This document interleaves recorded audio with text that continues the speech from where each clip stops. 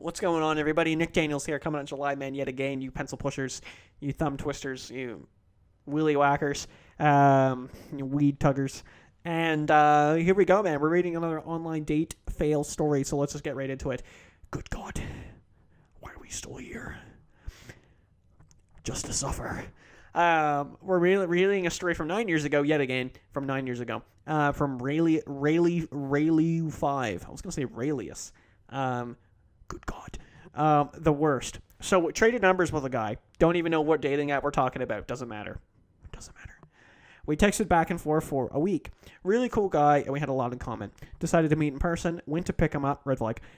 He came out. I didn't recognize him. His pics on his profile were at least a decade old. He reeked of cigarettes and cheap cologne and smelled like he styled his hair with shaving cream. Gotta stop you right there, sweetheart.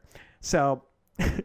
the fact that you're picking up on a date, I'm just saying, man, there's certain situations where I can understand, but I mean, like, it doesn't always brood well to the first date, and especially that you're picking up on a first date. I don't like doing that. I like being able to leave when I feel comfortable leaving. Like, if it was like 8:30 and I'm like, I want to go, I can just go. I don't have to be like, hey, do you mind driving me home? So keep that in mind. And same for women too. The fact that she didn't really recognize them because the pics were very old happens more than you think. Because what people do is they won't even really like catfish. I mean, I guess it is a catfish per se, but it's like old fish. Like, you just put your best older photos on and then you might look physically different, and then it's like, whoa. Like, and then the fact that he reeked of cigarettes and cheap cologne is hilarious.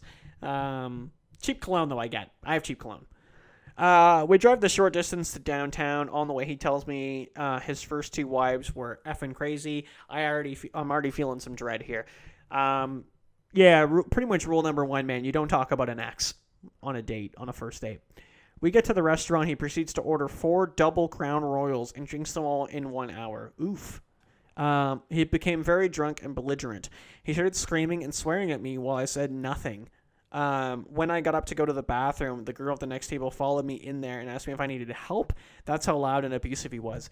It really goes to show, man. I've had dates before where women have got pretty drunk, and it's been a very big turnoff for me. Like, if you just can't really control yourself on a date, like, I understand you might be nervous, whatever that might be. But, I mean, like, look at it like an interview, right? Like, this is the first time you're ever going to meet someone, and possibly the last. And, you really should put yourself out there to a good degree. But when you start doing stuff like that, like, you immediately are casting these red flags. And if the story doesn't end right here where the lady leaves, I'd be shocked. She should just leave. I literally sat in silence for the rest of the meal. When it was finally time to leave, he tried holding my hand and kissing me. Fearing being rape murdered. I didn't know it was you could just combine those. Out of rage over rejection, I politely but firmly refused his advances. Ooh.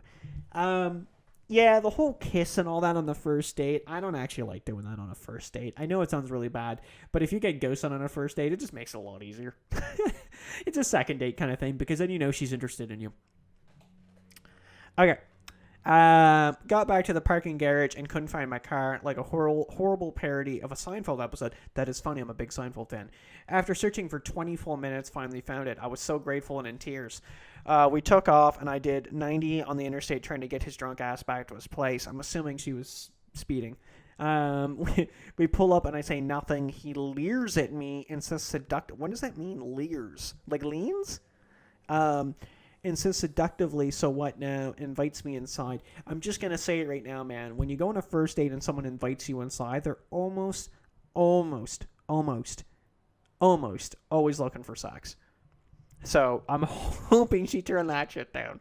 I politely say, you go home now. He gives me a disgusted look and finally gets out of my car. I sped away into the night. He mercifully never contacted me again. Lesson learned. Never ever plan a meal for a first date, and always make arrangements to leave and arrive separately. Or to arrive and leave separately. Okay. Final thoughts, afterthoughts. So I'm glad that this lady really captured that at the end of the story. So that's one of the biggest things of advice I would tell anybody watching. If people are actually watching this and being like, well, for one, if you're actually watching this. But if people are actually watching this and saying, wow, I could really use some good advice here on some dates, I would immediately say that. You always plan your way there on your own, and you always plan your way back on your own. You do not, even if it's a friend, if it's a taxi, if it's your car, whatever, you do not get in the car with someone you don't know. Whether you're a man or a woman, it does not matter to me, whatever. I don't jump in a woman's car if I don't know her. If it's I'll just hop in the car with her. And especially if the date goes really, really bad, you're stuck in that car after, and it's an awkward situation that nobody needs to be into. You also don't do dinner on a first date because it just takes a while and it's very intimidating. It's very serious. You go for a drink. Go get a beer at a bar, and then if you're having a good time, get a meal. But if you just want to go there and get a beer to unwind, or a couple, and take it easy, I wouldn't call that a cheap date. I would call that getting to know somebody.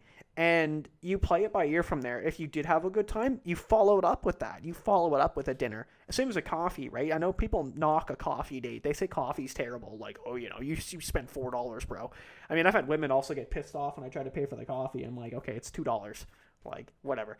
But it's it saves you an $80 meal at a dinner. It saves you 4 hours of awkwardness if it's going to be bad. Let's say I didn't connect with the girl and I'm like, okay, this is weird. I need to get out of there quickly. I can just sip that coffee, kill some time, and then be like, okay, see ya. Right? I'm not feeling it. And that's what happens. Anyway, let me know what you guys think. Nick Daniels, signing out. Peace. Thanks for watching, you pencil pushers. If you guys want to check out my Instagram here, I've just got it in the background. It's Nick Daniels Photography with an underscore in between each word where I post every day. That's a lie. Thanks for watching. Peace.